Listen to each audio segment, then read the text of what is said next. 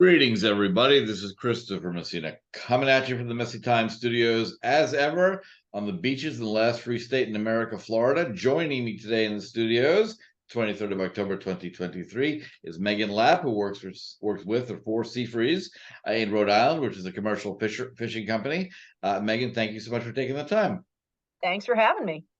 So let's dive right in. I have heard from good friend David Blackman that unsurprisingly, the best intentions of the insane left with their carbon preoccupations are killing whales. Take it away. All right. So what we've seen on the East Coast since there's been unprecedented offshore wind related activity has been tremendous numbers of large baleen whales washing up. And I think that that's like an important thing. Like these are not, small dolphinid type species. Like these are like, 50-foot long humpback whales, things like that. It's been gathering a lot of attention in the press. And, people have started to really question, well, what the heck is going on here? Because, everybody's been like, save the whales for years. And now all of a sudden there's all these dead whales and kind of like, what's causing this? And what's really happening is that the government has issued and is in the process of issuing, I think there's about 20 plus incidental take authorizations at this point for offshore wind. And an incidental take authorization is pursuant to the Marine Mammal Protection Act. And so if somebody wants to, in the course of doing something else, accidentally hurt, harass, harm, or potentially kill a whale, they have to get one of these authorizations from NOAA. And so right now, and for those who don't know, right out of the gate, NOAA is what? The National Oceanic and Atmospheric Administration. Sounds like they should care about the oceans and the atmosphere. Huh? Sounds like they should care about the oceans and the atmosphere. Well, they also manage fisheries and they manage marine mammal and protected species stuff for whales and things like that. So what's actually happening is right now there are millions of acres of offshore wind leases extending up and down the East Coast, tremendous area. And there's projects, some projects have been approved and are, undergoing pile driving right now. Other ones are being surveyed. And what's happened is the survey vessels, they're seismic vessels, and they are not to the intensity of oil and gas seismic, but they still have to look down into the seafloor, hundreds of meters to kind of see what type of sediment it is. Can they pile drive, 1,000-foot turbine on this spot? Right. So, and what's happened is that they're shooting shock waves down and seeing what comes back to judge the density of the seafloor and all that sort of stuff. So the shock wave is part of the problem. Right. Because it's noise, and the noise that's emitted, it's like 24 hours a day, 7 days a week for say a month or, however long it is. And a lot of these surveys now are overlapping in time and space with, whale migrations. And these are, large baleen whale migrations of multiple species: humpback whales, minke whales, fin whales, sei whales, North Atlantic right whales. And this is like their migration corridor up and down the East Coast, like the I-95 of whale migration, right? So these surveys, they emit sound in the same frequencies that low frequency baleen whales hear in. Now, whales use sound for all kinds of things, because they live under the water and visibility is not great, right? So sound is like their primary form of everything. And so what these incidental take authorizations that NOAA is issuing say is they know that, or they expect that the surveys are going to temporarily deafen whales. The authorization allows the developer to temporarily deafen the whales. Wow, that's not very nice. The construction authorizations allow them to permanently deafen the whales. So in a lot of the areas where the whales are washing up, it's like literally the New York shipping lanes. These are some of the busiest shipping lanes in the world, and you're allowing whales to be deafened in the shipping lanes by multiple surveys. And so then when the whales, do they not care because whales don't listen to NPR? Well, here's the problem, which I found out. Sorry, I had to. I'm sorry. It's fair question. What's interesting is in their own documents, they say for the low frequency baleen whales, which are called mysticetes, they actually don't have good hearing data. So they say, well, we expect it to temporarily deafen them and the construction to permanently deafen them. But they said, if the whale is like constantly exposed to temporary deafness, obviously it can go permanently deaf, right? Everybody knows this. This is why we have hearing protection. So Right. you have multiple surveys in time and space overlapping with where the whales are. They could very well be getting permanently deafened. But what they say is we don't have good hearing data on the low frequency baleen whales, because you can get good hearing data on like dolphins and like killer whales that are in SeaWorld, but you can't Right. get them on a low frequency baleen whale because nobody's got, 50-foot humpback whale in their backyard, right? And it's Good illegal news. to actually test them under the Marine Mammal Protection Act, which is why this is funny. BOEM, which oversees offshore wind development, the Bureau of Ocean Energy Management, and the Marine Mammal Commission, and the Navy and NOAA have undertaken experiments in Norway where they eat whales. And they're taking minke whales, which are a low frequency baleen whale, herding them into fish pens in the Norwegian fjords, sticking electrodes under their skin, and then exposing them to noise to see like what happens, like what's their hearing range. But when they caught them, they had to like bring them up in a sling to put the electrodes under their skin. The whale shockingly was very upset because it's a wild whale that they I can't caught. imagine why. Right. Doesn't he So understand the planet's going to die because of carbon? it just didn't, the whale's not happy. So they said, well, we couldn't do an experiment on it. And then one of them got caught in some of the ropes in the fish pen and died. So now I think that they've suspended everything. So, but this is part of the problem. So what's happened is, as all the whales have washed up and people have started to question, like, whoa, whoa, whoa, the only thing that's changed in the ocean has been this offshore wind work. And we know that they're using this equipment that interferes with the whales. And now they're all like washing up on shore. What the heck? So you've had in New Jersey 30 mayors, like bipartisan letters saying, yo, we want a moratorium on this stuff until somebody can investigate it. There's been congressmen calling for this. There's been all kinds of people. And, NOAA comes out and says, oh, no, no, no, no, no. There's definitely no connection, 100% no connection between the whales dying and this. And it's like, but you're issuing permits to deafen them in shipping lanes.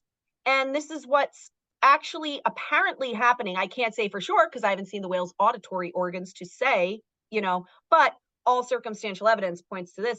And what's interesting is that in most environmental impact types of activities, the federal government is required to do a cumulative impact analysis. So if you have like something going on, you're supposed to take in like all of the impacts in an area and kind of comprehensively look at this. With the incidental take authorizations, they don't.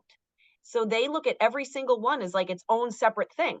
So even though you might have 3 surveys overlapping in the same area at the same time, they don't look at that. So they're like, don't worry, the whales will get out of the way. Well, it's like, well, where are they going to go when there's all the same stuff happening all around them and they're disoriented? And then if they get hit by a ship and then they wash up on the shore, everybody's like, well, it's a ship strike. Noah says it's a ship strike. It's like, yeah, but if I took a deaf dog and put them out in the middle of the interstate, sure, the cause of death might be they got hit by a car, but it could be because they didn't hear the car coming up from behind it and run. Right, of course, of course. Right. So And this of is course, all. the New Jersey mayors are angry because a dead beached whale destroys your tourism season because it's It does. inconceivably and horrible. Aside from the sadness of the whale dying, it is a destructive blow to your tourist economy to have It thinking certainly could be. carcasses. And they were washing up in the winter too. And in the wintertime, everybody was up in arms. Yes. Big tourism thing. And like the citizens are furious. They're going like, hey, wait a second. We've been going to this beach our entire life and we've never seen anything like this. And I'll tell you this story. I was at a fisheries management council meeting in August, and I'm sitting there listening to, federal fisheries managers talk about fisheries, quotas, right? And I got a text on my phone. It's from one of the captains, the commercial fishing captains that I know, and he's sending me pictures of another dead floating whale. And I'm like, hey, well, where are you?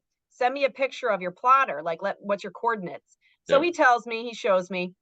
And sure enough, if you look up what's going on, Vineyard Wind Mid-Atlantic had a survey boat in that area that only started surveying like a day before. And then the next day, that whale that he saw washed up right where he said it was. And then in the next 5 days, 2 more washed up. one in like Atlantic Beach, New York, and one in Long Beach, New Jersey, or Long Branch, New Jersey. And it was like all in the same spot.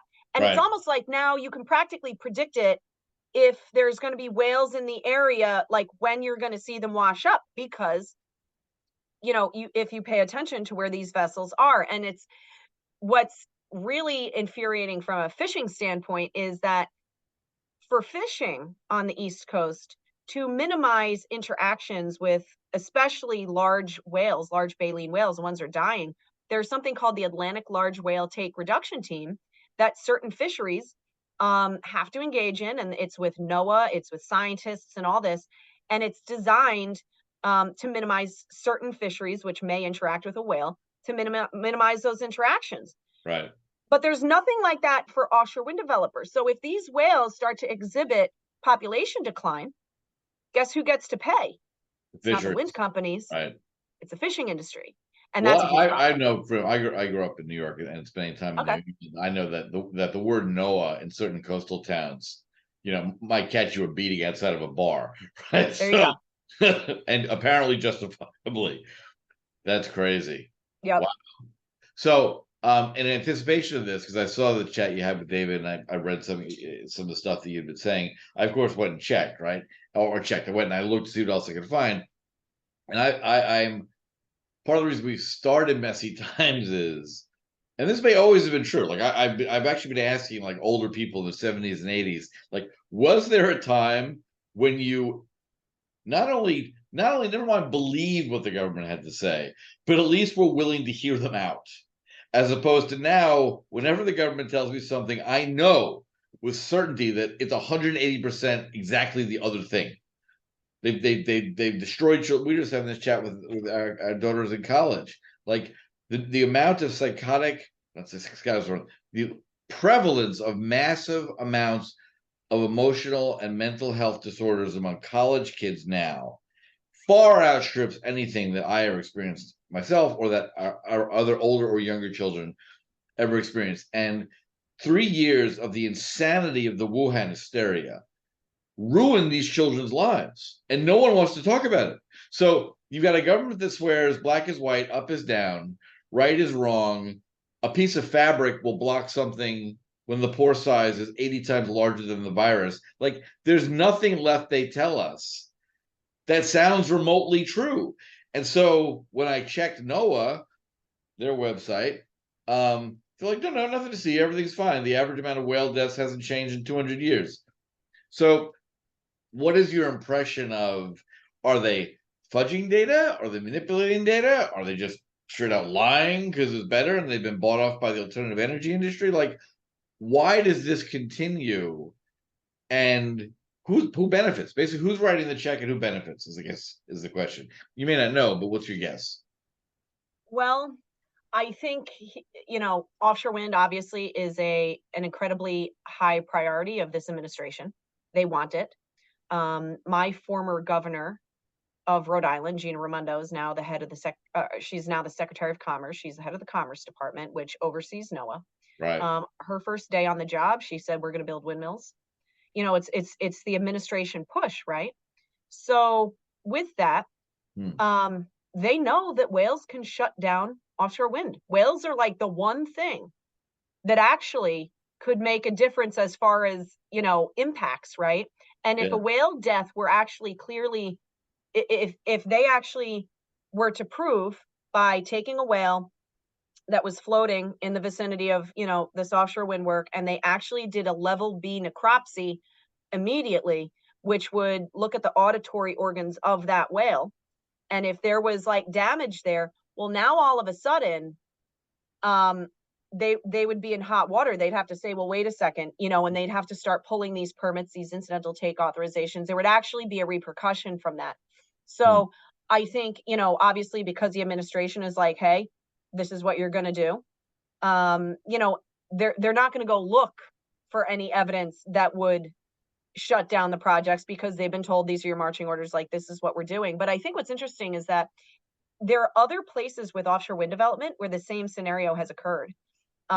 Over in Europe, I remember at like the height of offshore wind work over there in like 2018, there were like giant sperm whales washing up dead in Germany and the Netherlands and the UK. I mean, there was like a lot of whales washing up. Yeah. There's a guy over there, like in 1 year, their estimates were that like over 1,000 whales died in a year, like crazy things. And of course, the public uproar at first was very strong. And then the government said, no, no, no, no, no, no, nothing to see here. And everybody just believed the government and went back to normal life. There's a certain guy who did the equivalent of a Freedom of Information Act request over there to find out what are the numbers of dead whales from like this date to this date. The UK government won't give it to him. We'll give it to them. Red flag, big time there. That's and then great. I do remember, yeah. Then even before that in Taiwan, there were offshore wind activities occurring. Then some whales started washing up dead. And then there were some of them that were like alive, but they were like swimming in circles or something. And they tested them and found out that they were deaf. And so there were some environmental groups in Taiwan, like local ones, that started to say, hey, wait, we should really look at this because we think it's connected to offshore wind development. To put it in context, I'm with you on this. This bears better investigation. And one of the things that first occurs to me, because I deal with the federal government all the time, is that it's that great old Harvard paper of hoping for A while rewarding B. If you set up the incentives incorrectly, you're going to get undesirable results. Something like NOAA, that should be a strictly scientific enterprise. The fact that it's subsumed under the Commerce Department is a problem, right? Because that presumes that there's some commercial point they're trying to prove, which instantly mitigates any sort of scientific rigor that might prove the opposite. So that would seem to be a fairly obvious fix, that we remove NOAA from anything other than purely scientific oversight. But that's a bigger question.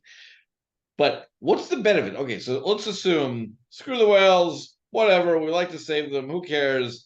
Assuming all these windmills get put in, what percentage of the nation's electricity do you have a sense of like what they propose the great solution is and why we care so much about destroying marine ecosystems for a little wind? Well, in my opinion, there's like no benefit. Because if you look at the Biden administration's goal is 30 gigawatts of wind by 2030. Now, if you do 30 gigawatts, How much and then is you in look, now? Based on what we have, how much is in now? there's not much in right now. There's starting the first federal offshore wind farm to be permitted. My company is actually the lead plaintiff on a lawsuit against it. So Because they there's put it zero. right. Basically, we're generating 0 gigawatts from ocean wind. Right now, we're not doing anything except for the 5 Block Island turbines, which a lot of the times they're broken or their cables exposed or they're, refiberglassing the blades or something. Very, very few days or, like are all of them working. Right.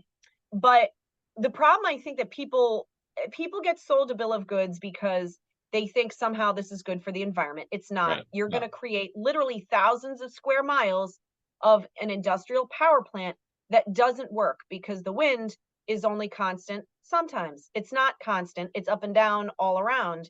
And so the only way that you can actually have electricity, people in their brains think that like this is going to replace fossil fuels or something. Right. And it's not. Not even close. It's not. Because you need a fossil fuel plant, like a gas plant, fully fired up, fully ready to go, fully staffed 100% of the time, so that when the wind drops out, you can increase there so that you don't lose power, so that when everybody turns on their light switch, the lights come on and you don't have blackouts. So all that's actually going to happen is you're going to pay 2 bills because you got to pay for this and you got to pay for this. Right. And you're going to have the offshore wind, quote unquote, electricity is incredibly expensive. I recently read something from Rhode Island Energy, a filing with the Rhode Island Public Utilities Commission that showed that, and this is levelized cost of energy, which does not account for the intermittency in the wind. So it's like a very, very low ball because it doesn't show the cost that you're going to have to pay to like fire up that gas plant to keep your base load even. Keep it going. Yep. Right. So, but it showed that an average gas plant, combined cycle gas plant, was around $1,000 a kilowatt for electricity. Ooh. The offshore wind was around $6,000 a kilowatt. So, and the maintenance costs on offshore wind were like double, obviously, because in the ocean. Salt, wind, hard to get there. A boat, right? You can only do it in the summer, and now that it was too windy. Now you have to wait till next year, so it's going to be off again. And that kind of thing. Um, so what people actually don't understand is, number one, it's very expensive. Number two, you don't get away from fossil fuels. You still have to have them Right. because it doesn't work. That's actually like the point. Like, it doesn't work. And you're going to destroy the marine ecosystems, and you're going to interfere with marine radar, national defense, all kinds of other issues. So it's like there's no good part of this. But aside from that, Mrs. Lincoln, how was the play? So Yeah. so this is just pure. It just sounds like one more purely ideologically driven Washington Yep. boondoggle. That's exactly what it is. I've sat in at Public Utility Commission, like the Energy Facility Siting Board of Rhode Island, one of their meetings. I sat there and I listened. You are a warrior and an American civic zealot for just submitting yourself to that. Well done. Thank you. Yeah. Well, actually, I don't know whether to say thank you or get my head checked, but yeah. So I sat there and I listened to it, and when I'm like, this board, they care about money, right? Like, they care Yeah. about, this is what they care about: rates, ratepayers, whatever. And they were grilling this offshore wind company, and the offshore wind company had no good comebacks. And then, like, at one point, they just started going like, oh, but like the climate crisis, and like they just went into the political rhetoric. I'm like, look, political rhetoric may work with like politicians, but like it doesn't work with these people. Like, you're not making That's any actually encouraging, but they grilled these idiots and what they were then pressured from above to do it anyway. No, this was a different project where the developer wanted to get a state permit but didn't have their acts together, really. So then the state was like, well, we're not going to give you this permit until like you get your act together on these other issues. But it was astonishing how when they actually get treated like a business, because they can't operate without the government subsidies. They're not a Massive real subsidies, business, right? right? They can't turn a profit on their own. Then they just go like into this whole like climate change hysteria thing. And it's like, well, if you're so concerned about the climate, if that's really what your priority is, well, then why don't you do it at a loss? Why Right. don't you do it without a profit? If Right. if really what you This are sounds is like a a charity. charitable donation. Thank you Right, for using your right, resources to do this. Yes. right. Like, hey, well then how about, if everybody else, because they'll say, well, like the fishing industry, just has to basically suck it up and deal with the fact that we're gonna lose, fishing grounds forever. Right. Well, you know what, but you have to do it for the greater good. Well, if it's really for the greater good, then why don't these guys do it for cheaper? But How dare you? yeah, I know. How dare I ask? So, all right, that's a nightmare. I think the biggest thing I'm most curious about, and I love it when someone who's got practical expertise and knowledge and has taken the time to dive into the machinations of government and how distortive they can be. Um, I would love it if you were going to tell me this were the only negative oceanic impact that human behavior was having, but I'm sure you're going to tell me there are more. There's a lot. In the fishing industry, we're on the front lines because we're not going to be able to operate in a wind farm. So we're already the seventh most regulated industry in the country, more regulated than oil and gas extraction, more regulated than pharmaceutical manufacturing, and a lot Oh, of the regulations that we deal with are spatial in nature. So we can't just like legally relocate to like a different place because it might be illegal. And so when they've cited all like millions of acres of offshore wind leases on our fishing grounds, like that's a huge problem. yeah. But I think something that other people don't understand And were you all? is, I just want to keep it yeah. in line. Were the fishing companies offered any compensation for this fishing ground being taken away, or you were just asked to do it for the greater holy good? Well, they said that, BOEM says they can't mandate fisheries compensation.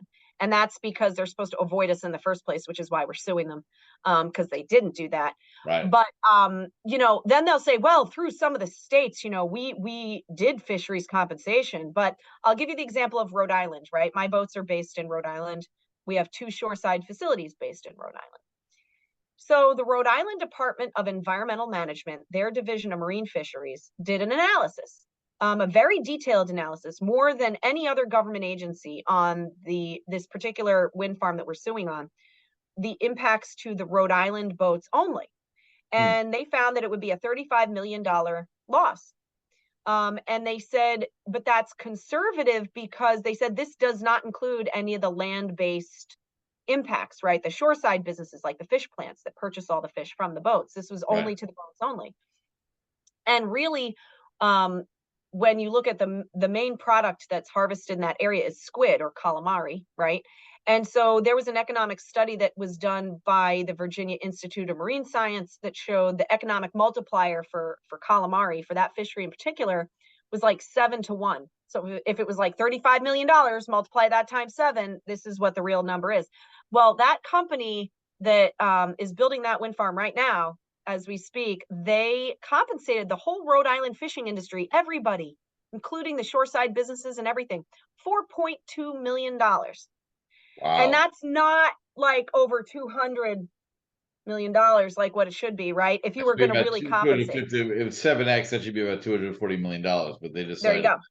There you go. 4.2, totally fine. So it's like, that's like so insulting, like don't even bother, like, you know. But then the feds could say, oh, look, they did it. They took care of the fishing industry, and that's what they'll tell all the media, you know.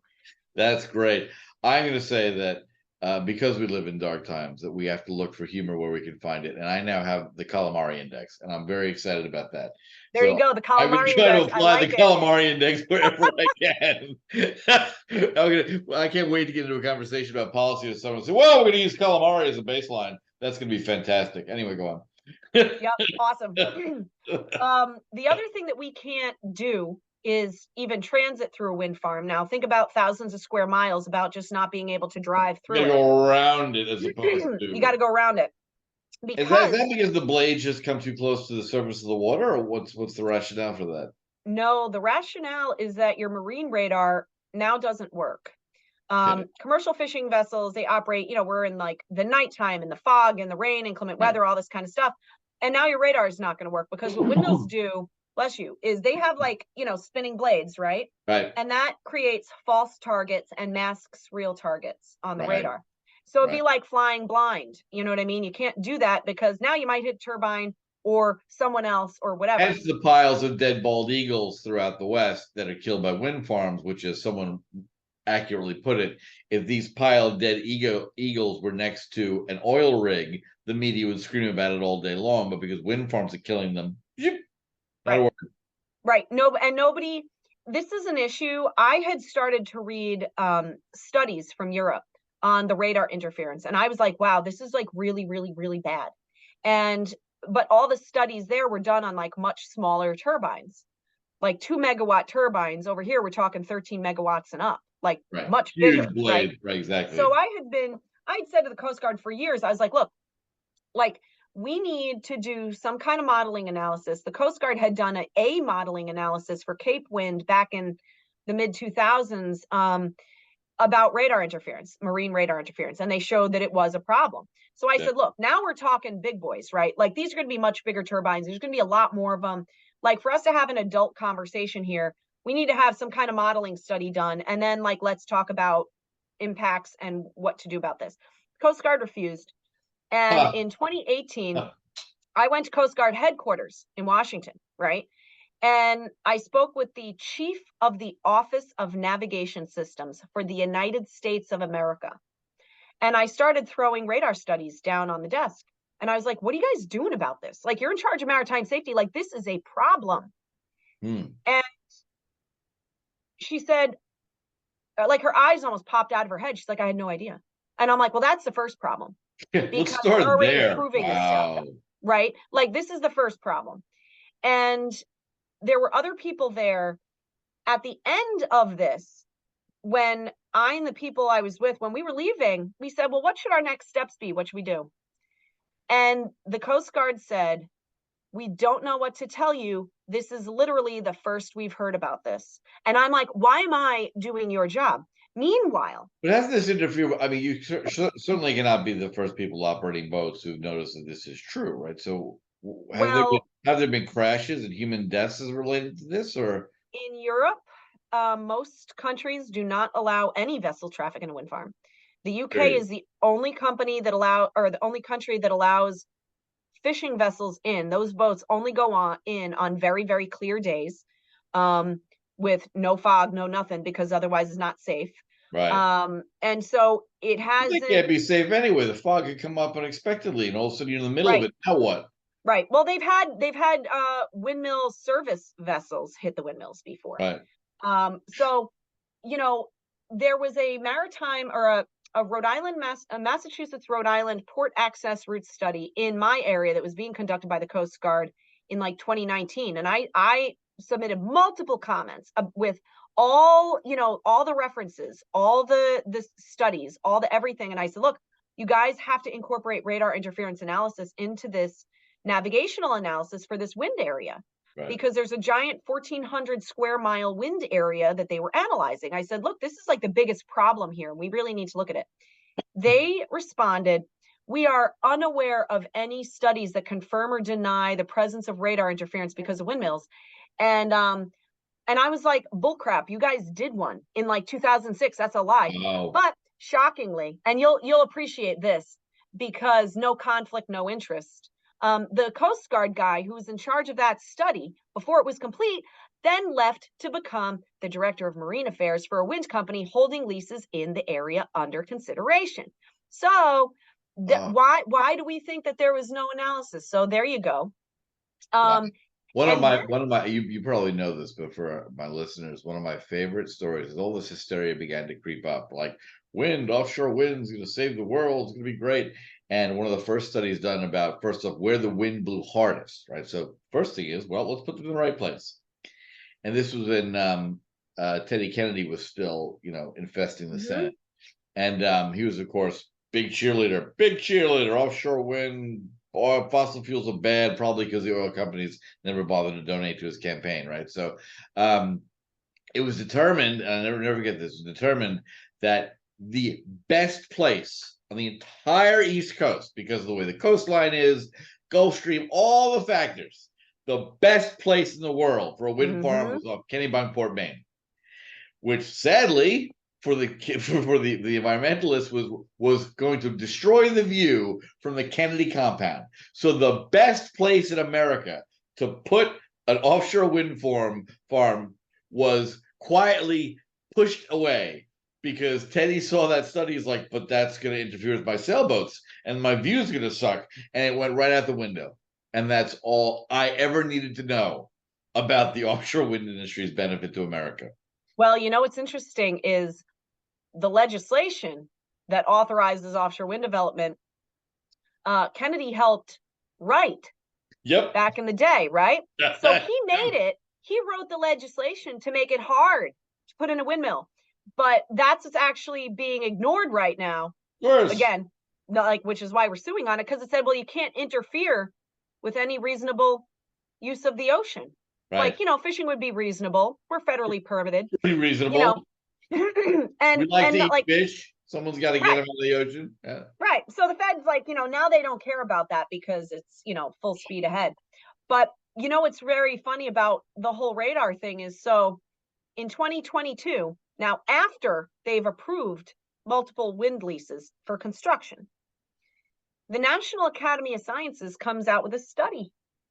And they said, basically, all of the things that I've been saying about marine radar interference from windmills, they quoted every single study that I had submitted to the Coast Guard. And they actually quoted my comment to the Coast Guard and a picture of radar interference that I had submitted to the Coast Guard. It's on like page 15 of the report. And I'm like, well, whoopsie. So I've been talking about this since 2018. Nobody cared. And now it's like 2022. And now this is out, but you've already approved wind leases and construction of those. And now like you can't get that back. And it's similar to most people are unaware it's not just marine radar interference, it's every radar. Terminal air radar, long range air surveillance radar. I have a letter from the Undersecretary of Defense saying, oh yeah, it's going to interfere with that. But nobody cares. Like missile defense radar, all kinds of radar over the horizon, coastal radar, like every kind of radar that there is, they interfere with. And Japan is killing projects right now off of their coast because they're afraid of China and offshore wind causes radar interference. Taiwan, same thing. In the UK, they had thought that they came up with a mitigation solution that was going to fix this for their air defense radar. Right. And so they told the wind developer, well, you have to incorporate this into your, construction of this wind farm. So in 2018, they construct the wind farm and they have the mitigation measure in place. But then whoopsie, the UK Ministry of Defense comes out and goes, well, it didn't work.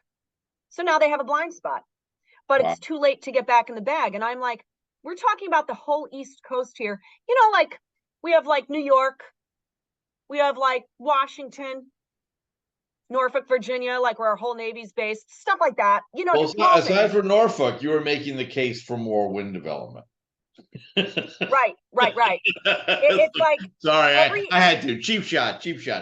but like it's truly unbelievable. Yeah. And but the problem is this: the people, because this has been fast tracked and very politicized, and nobody's actually looked at things, or nobody's like, they're building right now and they don't have a mitigation plan. Like they don't have a solution for this stuff.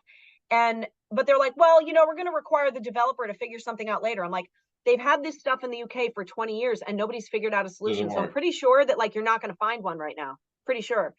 But the people who are high level people, nobody knows what's going on. They don't even know. Like when I went to the Coast Guard and I'm talking to the person in charge of navigation for America, and they're like, we had no idea. I'm like, why am I doing your job? And nobody is doing their job to get the information where it needs to go, so that decisions and things are made where nobody really knows what the cumulative impact of this could really be. For navigation, it's disastrous. And the Coast Guard, their boats have the same radar as my boats. So they're not going to be able to go in a wind farm to do search and rescue. Boats go down in bad weather, at night, in the rain, in the fog, bad stuff. They can't go in there because they can't see either. No. What about the Navy? What about if you had to do something, on the East Coast? Like, it's so bad. And nobody is creating any analysis. Like the Coast Guard to this day has not done an analysis, a cumulative analysis on what this means for their operations or their ability. Here's my question. I appreciate all this, and it's an in-depth topic, right? But I'm trying to think, as I always tell my employees, I don't want to hear about a problem unless you give us some thought to a solution, right? So clearly you're very knowledgeable about this. I'm sure you're not the only one, right? Yep. And when you stack up the interest net, there's no way the interest of the monetary interest of the wind farm community outweigh everything else. Navy, Coast Guard, industrial fishing, they just don't. So you've clearly been at this for a while, right? But what are the kind of pressure points in the system? Like, who needs to stand up? Is it the head of the Navy who stands up and says, no, this crap is worthless? Is the head of NORAD who says, we nuts, we're heading into World War III and I can't see half the ocean? Who has to step up in concert to say, I'm so sorry, private equity firms X, Y, and Z, that you spent $7 billion on this. It's a loss. Go tell your shareholders. Like, what has to be done to marshal that evidence? Because for the reasonably interested citizen who hears your talk and then goes and sees that YouTube has helpfully put a fact check on it, and you go to the NOAA fact check that says you're a nutcase, you don't know what you're talking about, the numbers are the same, there's nothing to see here. What gets past that hurdle for someone who has to just literally, as you've done here, lay out, this group has no knowledge. They were told, they've done no studies. Like, I just can't believe there isn't a larger constituency that and I know how hard this is because DC is the worst, right? But like, if every maritime governor, much like those 11 mayors in Jersey, whatever, put their weight behind this would end. It would have to, because it just so clearly doesn't make any sense. What is it? Just that whole thing about diffuse interest will never beat a focused lobbyist, and that's the problem, is that people just don't know. And by the time it happens, like, oh, it's already built. What are you gonna do? Well, you know what? It's been very interesting because, quite frankly, in my travels, very few people care about the fishing industry. Like, nobody cares about us, right? It's odd because most people eat fish. Right. The East Coast governors are all, they've all been co-opted by, the wind companies and the CO2, hysteria, the climate change hysteria that this doesn't fix. And the government's documents say it's not going to have any impact on climate change, but like, they don't care. It's all this PR. They want votes. The only thing that I've seen that has started to move the needle like in this administration, you're not going to get anywhere. That's a fact, because the administration has made it very clear. This is what we want. We want, 30 gigawatts of wind by 2030. That's it. Yeah. The only thing that I've seen actually really Sadly, start to when the work. first North Korean missile hits the East Coast, Well, yeah. that might change. It's really been two things. Finally, they tried to put a bunch of leases right outside of Norfolk and right outside of Wallops Island, which is like the Mid-Atlantic spaceport. Like NASA shoots rockets from there. And then both the Navy and NASA said, heck no. And you could see an internal struggle between those entities and BOEM, which oversees offshore wind development. And BOEM kept saying, oh, we're just going to keep moving forward. And I was on some of the webinars, so I'd like raise my hand. They don't like it when I raise my hand. And I was like, so the Navy said you can't, and NASA said you can't. So like, what are you doing? And they were like, well, we're going to continue to work together. They always use that. I love that. That's my favorite. We're going to be incompetent in tandem. It's going to be great. Right. Well, eventually they did kill some of those leases because of, the input from the Navy. But, when you have a Secretary of Defense who comes out and says climate change is the greatest security threat to the nation. Wait, no, white supremacy is. Oh, okay, sorry. But those are interacting because white supremacists cause the climate to change. No one else. Well, I had heard. I remember at the very beginning, it was climate change, and I was like, well, if that becomes the priority that the administration says, that then, here we go. But people sell their souls daily to get. It is very, very scary. It is really scary. Like when I know more about what, like the radar interference, including defense radar interference, like when I know more about that than like members of Congress or like, the Coast Guard or the military or like whoever I'm talking to on any given day, it's like, wow, that's bad. Well, to be fair, if you were going to put that standard on Congress. Well, this is true. I know 8-year-olds that know more than most. Well, yeah, I have to say that's true. But what I've actually seen, the thing that I've seen move the needle the most has been honestly when the whales started washing up and people were going, what the heck is going on? And then there became public awareness. Then there became political pressure because, the fishing industry is X amount of votes, right? Politicians care about votes. Yeah. And so when this became like the state of New Jersey, like I'm from New York originally, right? And, we always made fun. I'm like from Long Island, like we made fun of New Jersey, right? But now I can never make fun of New Jersey again. I'm like, respect. That's for those listeners who are not native Long Islanders, you can't imagine what a high hurdle that is. That is a road to Damascus moment. there you go, right? But I'm like, Jersey is like knocking it out of the park. Their citizens are organized. They have like thousands of citizens that have created multiple organizations where they are now fighting offshore wind. Cape May County, they are using their signs for like normally tell you like how the traffic to the beach, like how many more minutes till you get to the beach. They have their signs going, say no to offshore wind, say no to Orsted. They have an entire county webpage dedicated to how offshore wind is a terrible idea. And they are suing the federal government because of offshore wind. Then you have Congressman Jeff Van Drew and Congressman Chris Smith from New Jersey. Both of them are like going postal on this issue. And I'm like, and New Jersey, this is interesting. And it will be very interesting to see what happens in a week or so here, because apparently in New Jersey, every census, they have to reelect all of their state house, like all their state legislators. That's brilliant. So this has become such a touchstone issue in New Jersey. It will influence that election, no doubt. So, the people, Progress will. Yes. The question, of course, is you're judging this because you've been at this for a while. Right. It's like a marathoner. You're judging. Great. Will it get done?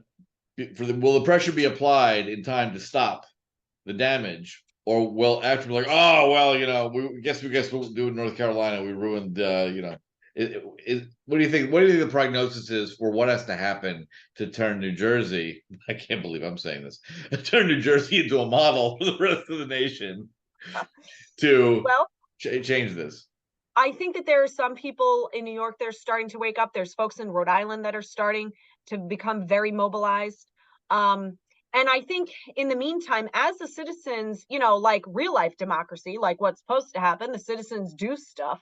Stuff we read about in grammar school, which you've had nothing but disappointment chiseled at us ever since. Yes, yes, yes.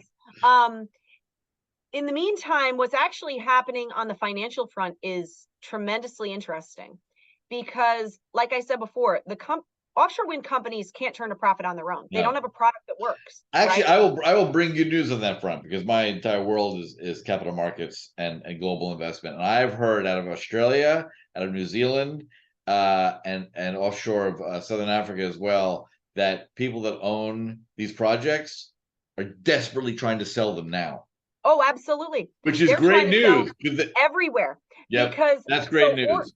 Orsted, I'll give you an example. Orsted is the largest offshore wind developer like in the world, right? Majority owned by the Danish government, which is where your tax subsidies are now going.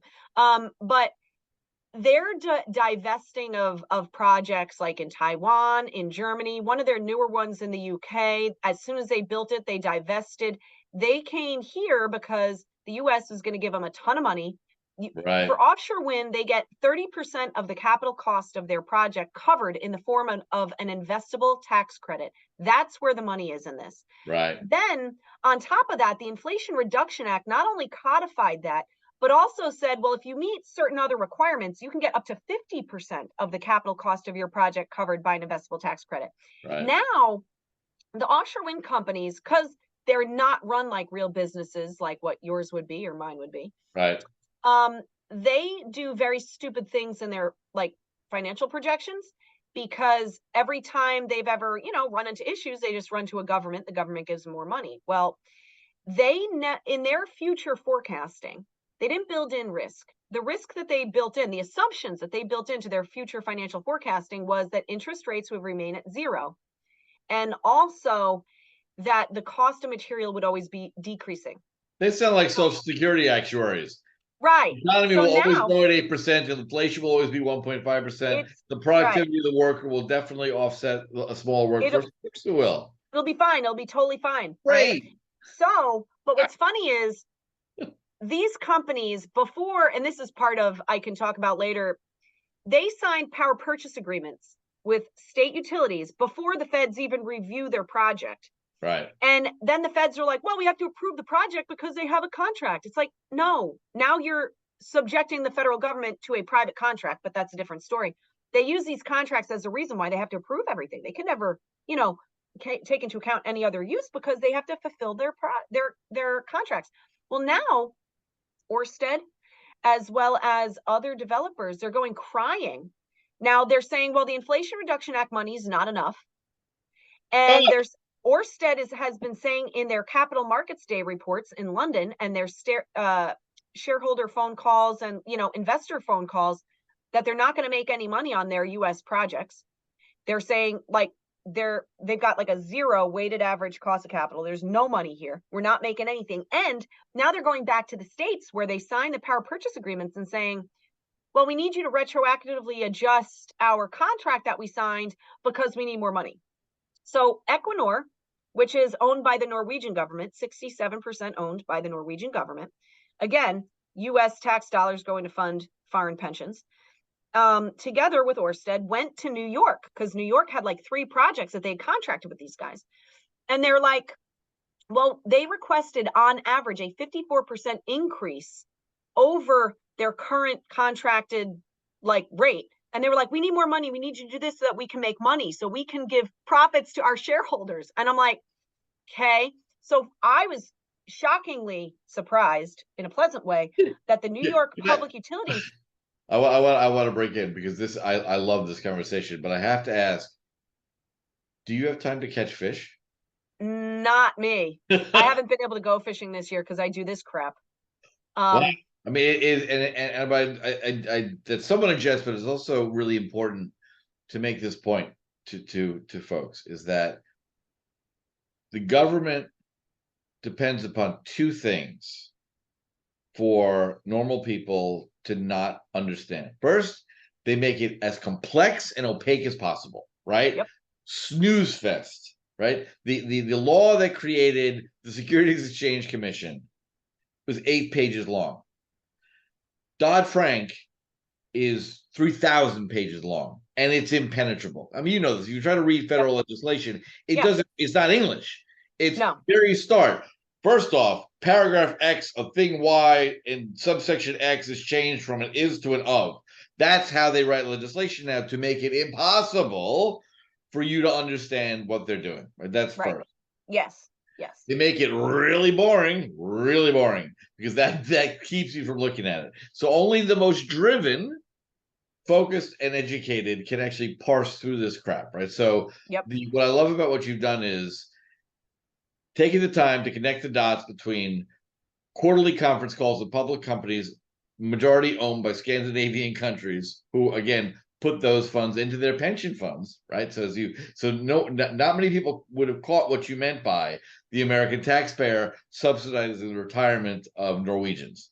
And that's what that means. The U.S. taxpayer is going to subsidize a failing project based on contracts that they already signed that have turned out to be bad for them, and they've come back to us, and instead of saying, forget it and move on, as we do in the private sector, no, someone is going to find more money to borrow from the Chinese, make our grandchildren borrow from the Chinese, to pay them off now, so Norwegian and Danish pension funds are well-funded. Yeah. I appreciate the diligence and hard work you went into doing that, and I guess the art of the deal of getting more people to act like New Jerseyans, again, I keep saying that, kills me, is to distill that down into a message that, I remember just going back to the financial crisis, because this is my space, and I almost helped run TARP, God save me. Well, same sort of issue, like most people don't pay attention to either fiscal policy, how financial markets work, how it's all connected, right? And the loudest voices I heard during the financial crisis was the handouts to public sector unions, right? And the biggest voices, my grandfather helped negotiate the firemen's union creation in New York years ago with Mayor LaGuardia, so public sector union. But when I talk to private sector union guys, right, you're at the union hall with 40% unemployment, and you're hearing the government is inflation adjusting and increasing the benefits to parasites, I mean civil servants, who are on the public dole working for public unions. The greatest anger not came from the left's bogeyman, which were the evil capitalists. It was for the working people who were like, wait a minute, I don't have a guaranteed pension. Right. They do, and I'm paying for it? Why? And maybe that's part of the hook here. So whales, great. We love whales. It's bad to see them die, but that graphic of hardworking taxpayer pummeled by inflation being asked to subsidize crap that kills whales, that in fact guarantees the retirement of other nations' citizens who own these companies that we're paying money to. That, if we could put that in a picture, that's powerful. Because people are tired, they're busy, they're bored, and when they have a moment off, they want to watch their favorite college football game. And the elites depend upon that while they do this crap and destroy our lives all day long. And I've just discovered ruin national defense as we plunge into World War III by giving us a massive over-the-horizon blind spot, all so we can have $6,000 a kilowatt power versus $1,000 an hour off of coal. Right. Yeah. Yep. Have I distilled down your life's work? Yes. And you know what? And honestly, it's like, I know, my job is to, in part, do this stuff, but I put a lot of my own time into it because, like you said, it's like, the reason that we're in the state that we're in is because regular citizens left, the discussion and the decisions and the administrative policies of this country up to quote unquote professionals. And it's like, look, Americans have to, it's like, you have to get involved yourself. And if you don't get involved yourself, they're not professionals, they're idiots. Right. And it's like, look, Americans, like regular people, it's like, look, you know what? Instead of going to the movies or to play golf today or to do this or to do that. You know what? Do some homework of your own and do something about the state of like what we're in, because when the people left it to the experts, that's when everything went downhill. Oh, well, we'll close on that. I'd love to have you back on I'd like to pick a kind of deep dive topic, especially I'm going to go look at all these financial statements of these companies. We can start there. But I remember because we, native New Yorkers, fourth, fifth generation, love New York. And the night Warren Wilhelm Jr., Bill de Blasio, what is it about leftists? They changed the name when they run for office. I don't know, but Warren Wilhelm Jr. became Bill de Blasio, which offends me as an Italian American. And the night he was elected, I looked at my wife and said, "We're out of here. This is insanity. We pay the highest cost in the nation. And this guy is not thanking me for subsidizing his welfare state. No. I should pay more." And when I found out later, like 11% of registered voters bothered to vote in that election. So, so 60% of 11% decided who was going to be the idiot ruining the city next. Wow. Then, okay, you can make a mistake. 20 years, anyone who didn't grow up in New York, right? If you came to New York 10 years prior to that, Giuliani already cleaned it up. Bloomberg had made it better. Yep. Times Square was Disneyland. No, when I was growing up, Times Square was a heroin shooting alley full of tranny hookers, right? And show world, and like the grossest humanity had to offer. And so it's rapidly already sliding back to that, but they depended upon people not paying any attention. And then 4 years later, after watching 4 years of this clown destroy the city, 12% of people bothered to vote, and he got reelected. And Adams arguably is turning out to be worse, which is kind of fascinating. So the question I asked myself, and I asked a lot of guests and folks who are interested, is how do we make kind of participatory citizenship a thing again? Like, take an hour out of your month, and go to your local town council meeting. Like, all this stuff happens there, and these companies depend upon vast apathy to just slide it through. They make it complicated. It's hard to, and then they say it sounds great. Wind power, no fuel. I don't know. I mean, you've been at this a while. Have you got any clever ideas of how to increase the concern of the people around you for what their governments are doing to them? Well, I think it really takes something that like really upset somebody, like the whales. That really upset people. And once people had something like an issue that was going to impact them that they were like not okay with, like, because once they saw the whales and then they said, "Hey, wait a second, we didn't know all this stuff about offshore wind." The more they dug into it, the more they got mad, and then they organized themselves. And I'll tell you, citizens organizations, like when people like find out something that they are really not okay with, and they organize themselves around an issue and then really start hitting local politicians, congressional delegates, etc., it makes a real difference. I don't think people really understand, if there's an issue that bugs you, get together with other people and form some kind of group and then go to town. Yeah. And, absent that, they're going to do whatever. And, I have a handful of people that I work with very closely on these issues. And it's like, we're kind of like the little battalion in the trenches, like with hand warfare kind of thing, and if it wasn't, perhaps tunnel rats is a really good. There we go. Yeah. In the dark, tight conveys enemies everywhere. Yes, it's like that. Yes. But we're constantly sharing information. We're constantly, oh, I saw this article. Oh, I saw this report, and it takes that.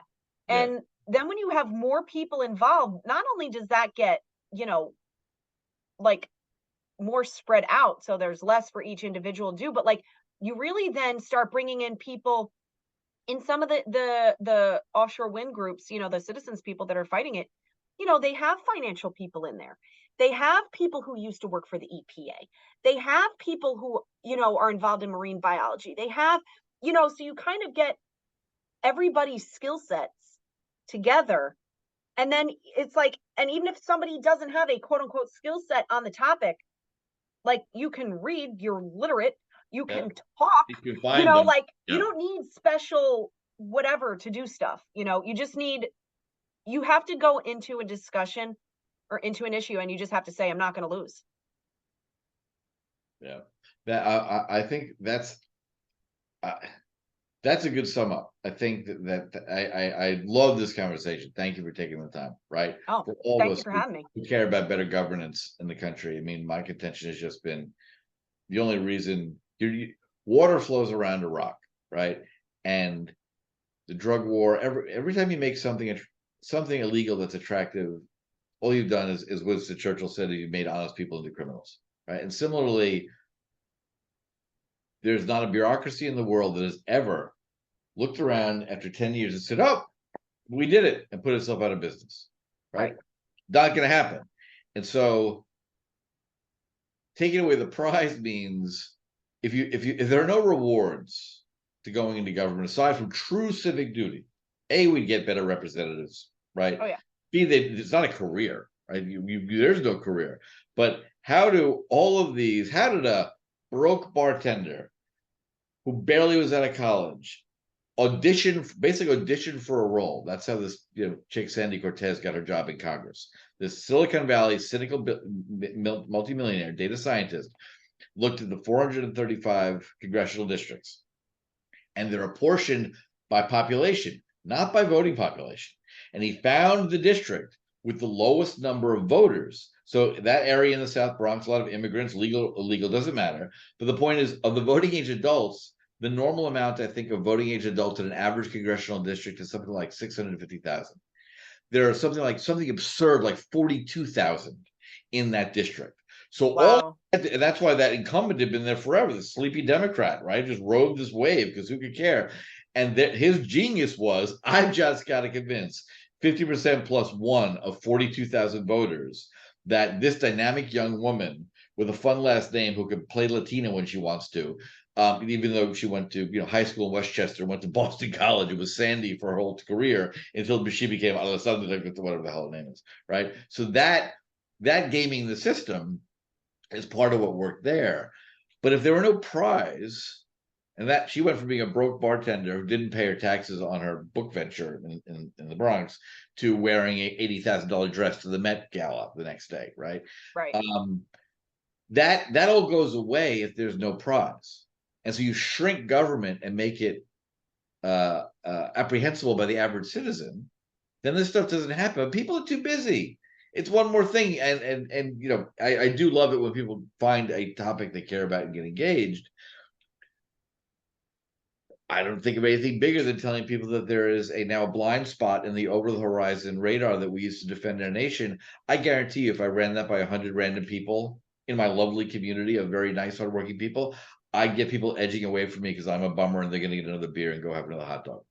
Guaranteed. Yep. So I guess that's the big open question. You wrestle with it daily. So I appreciate your efforts. Well, thank you. And thanks for having me on.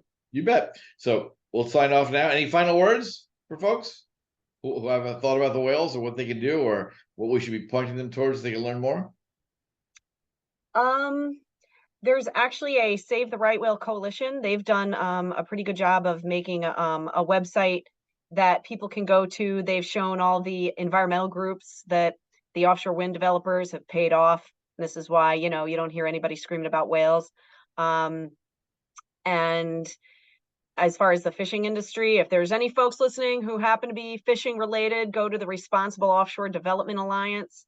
Their webpage is a coalition of fishing communities up and down the various coasts that are, uniting in the face of offshore wind. And tell all of your representatives if they want to stick windmills in the ocean, you won't vote for them.